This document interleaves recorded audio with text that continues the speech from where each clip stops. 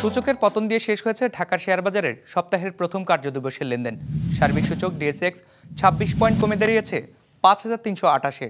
হাত বদল হয়েছে ৫০৫ কোটি টাকার শেয়ারের মালিকানা। লেনদেনে অংশ নেওয়া প্রতিষ্ঠানগুলোর মধ্যে দর বেড়েছে ১৫০টির, দর কমেছে ১৮৫টির, আর অপরিবর্তিত রয়েছে ৪৮টির দর। এবার বাজার নিয়ে বিশ্লেষণ শুনব ব্র্যাক এপিএল স্টক ব্রোকারেজের। আজ ডিএসইএক্স ইন্ডেক্স ক্লোজ হয়েছে ৫,৩২৮.33 পয়েন্টে, যা গত বৃহস্পতিবারের তুলনায় ২৭.০ পয়েন্ট কম। আজ টার্নওভারের দিক থেকে মার্কেট নিম্নমুখী প্রবণতা প্রদর্শন করে, যা গত বৃহস্পতিবারের তুলনায় ১২.২% কম। এদিকে অধিকাংশ লার্জ ক্যাপ সেক্টরে আজ মিক্সড পারফরমেন্স দেখা গিয়েছে, যেখানে সবচেয়ে ভালো পারফর্ম করেছে ফুয়েল অ্যান্ড পাওয়ার সেক্টর এবং সবচেয়ে খারাপ পারফর্ম করেছে টেলিকমিউনিকেশন সেক্টর।